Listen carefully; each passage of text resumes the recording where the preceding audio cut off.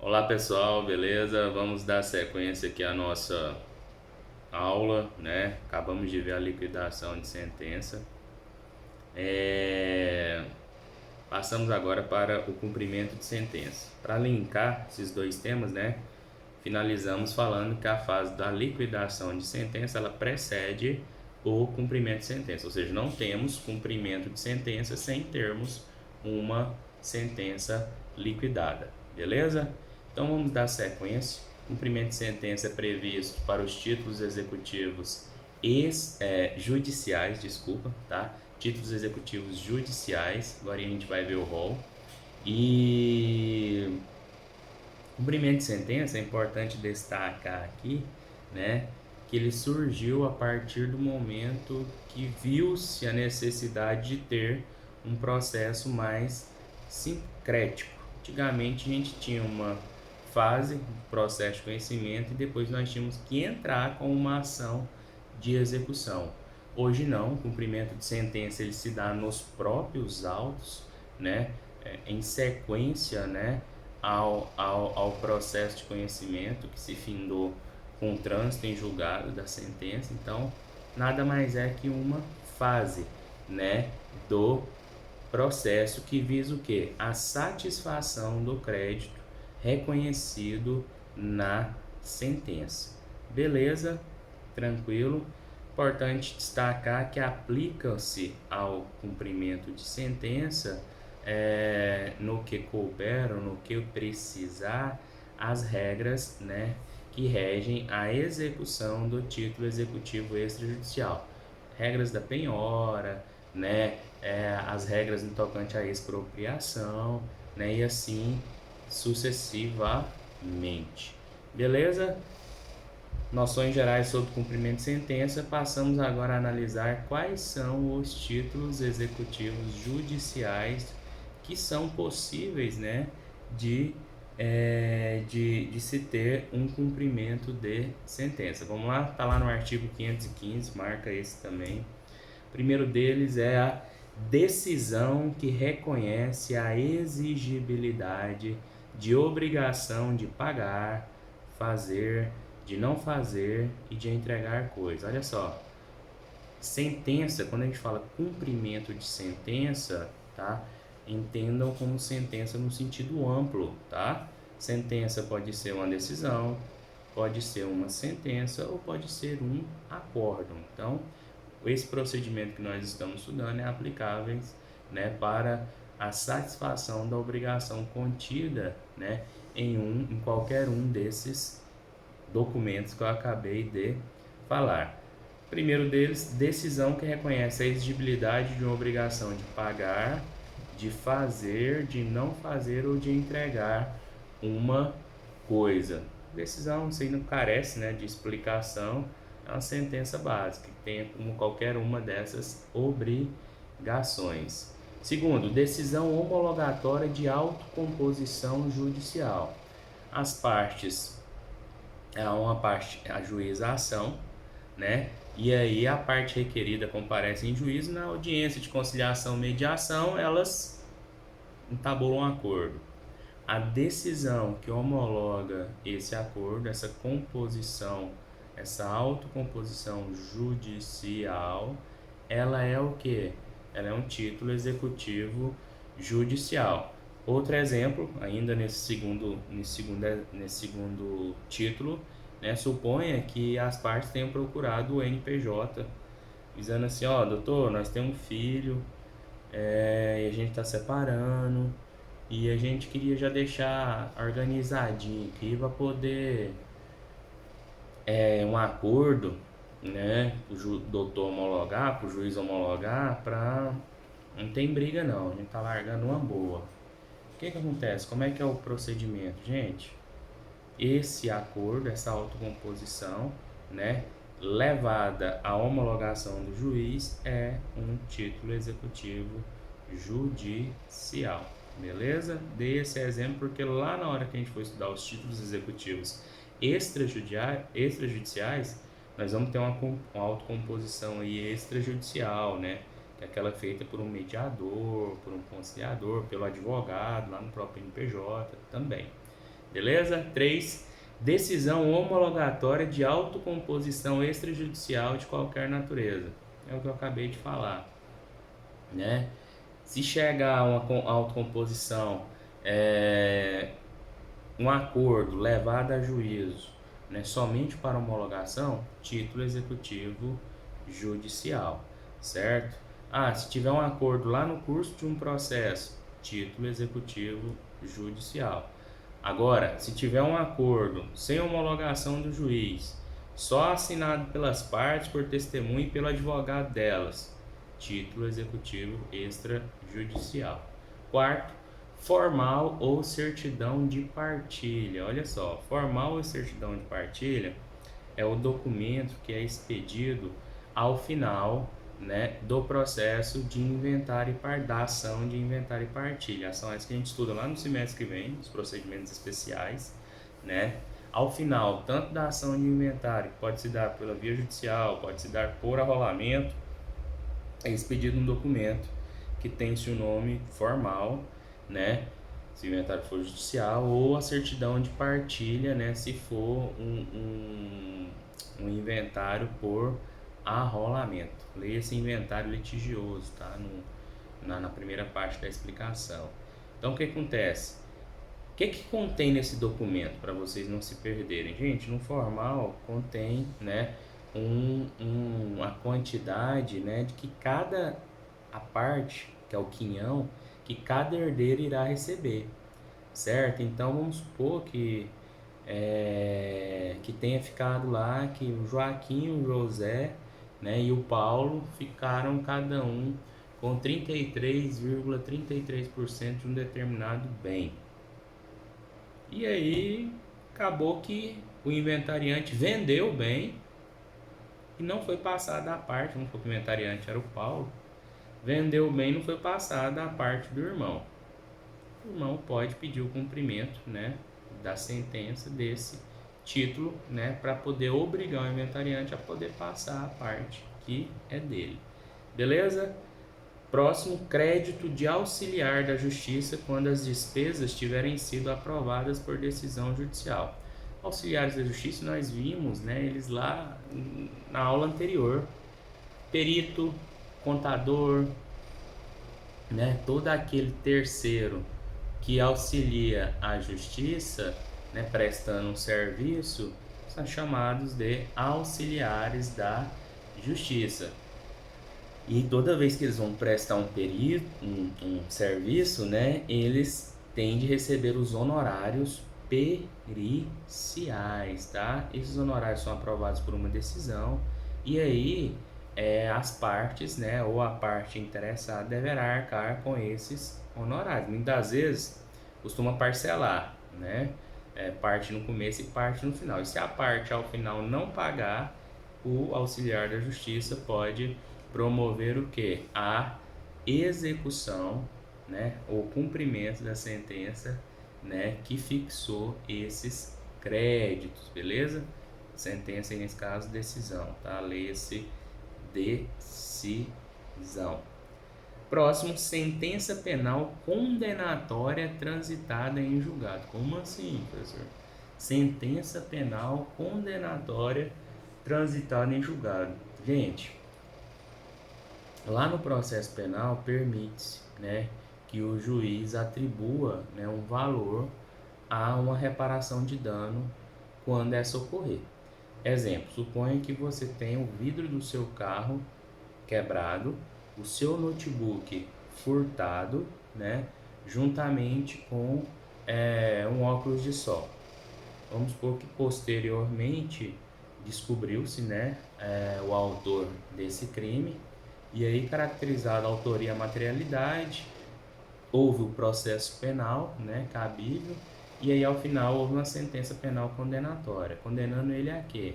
A uma pena de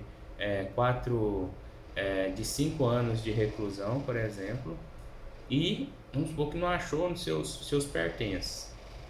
Isso foi quantificado, né, ao longo do processo. Ao final o juiz pode mandar reparar? Pode, mandava ele pagar, ele te indenizar. Olha só, pode mandar ele te indenizar com relação aos danos materiais com relação ao notebook, ao óculos e ao vidro do carro. Detalhe, se isso não tiver quantificado, né, lá no processo penal, essa sentença vai carecer de uma liquidação, certo? Agora a gente vai ver que o foro, né, de competência para poder pedir o cumprimento dessa sentença é um foro específico, tá? O que vocês precisam saber nesse momento é que a sentença penal condenatória pode conter uma obrigação de reparação civil, a qual é considerada título executivo judicial. Beleza? Próximo, sentença arbitral. Sexto período deve estar estudando agora mediação, conciliação e arbitragem. Eu sou suspeito de falar da justiça arbitral, né? Não sou muito fã, né? Diga-se de passagem que é uma justiça rápida, célere, mas tem um custo alto, né? Eu não sei se, muito embora seja pré-requisito, né, imparcialidade dos árbitros, julgadores, né? Pelo menos aqui a nível de Goiânia, que são muitos, é questionável, eu fico só com esse posicionamento agora, nesse momento. Enfim, ao final do processo arbitral, é exarada uma sentença arbitral, que pode ser cumprida de forma espontânea, mas caso não seja cumprida, ela deverá ser pedido o seu cumprimento de sentença num juízo que agora nós vamos estudar, um juízo específico, tá? Então, tem todo o procedimento arbitral lá, rápido, inicial, contraditório, ampla defesa, sentença arbitral. Cumpriu, ótimo, encerra a sentença, encerra o processo.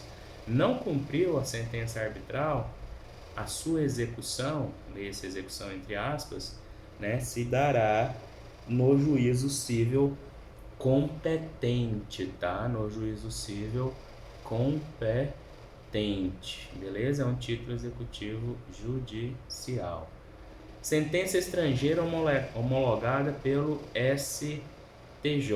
E eu já vou falar o próximo: decisão interlocutória estrangeira após concessão do exequatur. Gente, sentenças penais estrangeiras, as sentenças estrangeiras, né, de processos que tramitaram lá fora, bem como as decisões interlocutórias, elas são passíveis de cumprimento aqui no Brasil? Sim, só que tem um detalhe.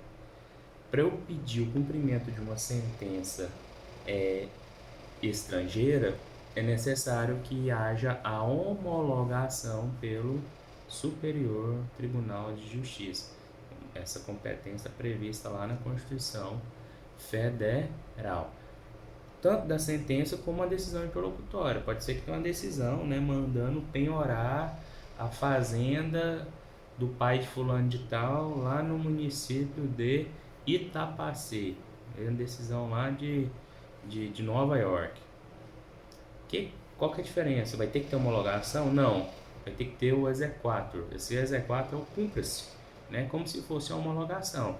Sentença, a decisão interlocutória estrangeira vai no STJ, e aí o STJ determina o cumprimento. Deu cumpra-se, vai vir uma carta para o juízo da onde deve ser cumprido, né, para poder efetivar a obrigação, né, o provimento que estará naquela decisão interlocutória. Beleza? Tranquilo? Esses são os títulos executivos judiciais passíveis de cumprimento. Estão eles no artigo 515 do CPC. Beleza, gente? Tranquilo? Vamos dar sequência. Ainda tem mais um pedaço aqui. Para a gente fechar esse segundo módulo, e a gente vai para o terceiro módulo. Requisitos para o cumprimento. Vamos lá. O que eu preciso para poder pedir o cumprimento de uma sentença, né, de um determinado título executivo judicial? Simples. Primeiro eu preciso ter o título, certo? E esse título executivo judicial, lembra que precisa estar liquidado, então ele precisa ter uma obrigação líquida e certa, certo? Não posso ter dúvidas quanto à obrigação que eu estou pedindo o quê? O cumprimento. Então, título executivo judicial, líquido e certo, mais o quê? Mais, né, o inadimplemento. É preciso que esteja uma obrigação contida no título executivo judicial líquido e certo e que não tenha sido cumprida de forma espontânea, certo? Eu não posso pedir o cumprimento da sentença, sendo que essa obrigação esteja no prazo, né, para cumprimento espontâneo por parte do devedor, beleza? Então, esses são os requisitos para o cumprimento de sentença. Penúltimo ponto desse módulo: competência. Onde que eu pedirei o cumprimento de sentença? Anotem aí, tá lá no artigo 516 do CPC, vai depender. Olha só o que eu falei no comecinho desse nosso módulo. Processo com sincretismo, ele tornou-se, né, uma sequência de atos, de modo que o cumprimento de sentença nada mais é que uma fase do processo de conhecimento, ponto. Sendo mais uma fase, esse processo ele tramitou no juízo, ele pode ter ido para o juízo ad quem, ele pode ter subido lá para o STJ, pode ter ido lá para o STF. O cumprimento da sentença que foi exarada lá no juízo de origem, via de regra, ele se dá no juízo onde foi o que? Exarado. Então, se foi uma sentença, o juízo de primeiro grau que exarou a sentença, o juiz que decidiu a causa. Se a causa iniciou num tribunal, significa que não teve juiz de direito, né, por exemplo, julgando a causa. Já teve um desembargador, né, se pronunciando, né, no processo, que nós temos processo de competência originária dos tribunais. Nesse caso, os tribunais, né, irão originariamente cumprir os seus acórdãos, certo? Então, beleza. Via de regra, competência básica, juízo de origem. Terceiro ponto, juízo civil competente. E aí volto lá nos títulos executivos judiciais. Será no juízo civil competente quando se tratar sentença penal condenatória, eu não vou poder pedir o cumprimento lá na vara criminal, certo? Sentença arbitral, falei que quando não for cumprido de forma espontânea, eu vou ter que ir no juízo competente. Juízo civil competente. Professor, dá um exemplo, antes de eu passar para o próximo. A sentença foi decidida no juízo no juízo arbitral da 11ª Câmara de Conciliação e Arbitragem de Goiânia. Hoje nós temos uma vara aqui, né, arbitral, que é justamente para a execução dos julgados proferidos no âmbito das câmaras arbitrais, né, das câmaras de conciliação e arbitragem, beleza? Sentença penal condenatória, sentença arbitral ou sentença estrangeira, beleza? Tranquilo? Olha só, detalhe. Nesse caso, o credor, né? Nesse caso, o executado, ele pode optar lá no artigo 516, nós não falamos disso, tem a opção, tô abrindo aqui no 516, né? O artigo 516 ele regula, né, a competência para o cumprimento de sentença. Pode sintetizar as duas primeiras regras contidas no inciso 1 e 2, né, juízo competente. Agora, temos o outro caso, né, desse juízo que não seja juízo de origem, que será o quê? Que o processo será julgado, né, no juízo civil competente, que é o caso do inciso 3, certo? Inciso 3. Quais que são as as possibilidades de execução. Olha só.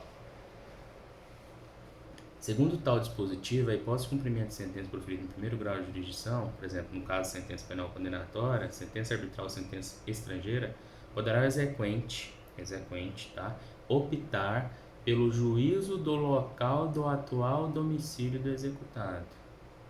Juízo do atual domicílio do executado, do local onde se encontram os bens sujeitos à execução ou no local onde deva ser executada a obrigação de fazer ou não fazer. Juízo onde se encontram os bens sujeitos à execução, local onde deva ser executada a obrigação de fazer ou não fazer, ou atual domicílio do executado. Então, além de eu poder escolher o juízo civil competente, exemplo, vou dar o exemplo de vocês nos 3 casos. Sentença penal condenatória, decidida na comarca de Goiânia. Houve a condenação aqui na reparação civil. Aí aquele criminoso do carro, que quebrou o vidro do carro, ele tá morando lá em Natal, no Rio Grande do Norte. Tem patrimônio lá. Eu posso pedir o cumprimento de sentença lá? Posso, tá? Posso, porque eu posso me valer do local do atual domicílio do executado. Vamos supor que o cara mora aqui, mas possua bens em Palmas, no Tocantins. Posso? Posso, né? Porque vai ser mais fácil, a chance da execução ser satisfeita é bem maior. Assim vale para a justiça arbitral, tá? Essa mesma situação. A sentença estrangeira, via de regra, a pessoa já vai optar por um desses 3, né? Porque vai vir do exterior, ela não vai escolher aqui dentro de uma das 27 unidades aí, para poder, vou pedir o cumprimento lá em Brasília. Não, vou lá em Manaus, entendeu? Pode ser no atual, pode ser se ela tiver domicílio dela, que pode, mas a chance de ser satisfeita, de ser mais rápida, né, é se for escolhida dentro de uma dessas 3 competências que nós temos disponíveis. Beleza? Tranquilo? Então, sobre competência é isso. Último ponto, antes da gente encerrar esse módulo e passar para o cumprimento provisório, né? É a possibilidade de protesto da decisão transitada em julgado. Gente, o que é o protesto? O protesto é um meio de execução indireta. É você chegar e falar para todo mundo, colocar assim no microfone, no holofone e falar assim, ó, o cara me deve. É lógico que isso foi só um exemplo, né? Porque esse cara me deve vai estar lá linkado ao CPF dele. Então, é possível hoje que você dê ciência a todos de que esse cidadão que ele deve, né, lhe deve. Então, é você falar para todo mundo que ele te deve, que ele não pagou, tramitou um processo X e existe essa condenação em nome dele, certo? Então, tem o procedimento da inscrição do protesto desse título lá no 517, né, nos seus parágrafos 1º e 4º. Você pega uma certidão, né, de inteiro teor da decisão, e aí essa certidão vai indicar, né, vai qualificar exequente, executado, valor da dívida, né, e aí vai dar um prazo para ele pagar, inclusive, aquele valor sob pena de ter o nome protestado. Não é só chegar lá e protestar não, tá? Tem esse contraditóriozinho. E aí, não pagou, protesto. Protesto ele só é cancelado por determinação judicial, então ele fica com o nome protestado, tá? Só sai depois de satisfeita a obrigação. Tem só uma observação: se o executado entrar com alguma ação rescisória para poder descaracterizar, né, ou tentar elidir aquela necessidade de cumprimento da obrigação, essa ação rescisória poderá ser anotada, né, à margem do protesto. Beleza? Tranquilo? Finalizamos esse ponto. Próximo módulo a gente inicia cumprimento provisório, beleza? Obrigado, até mais.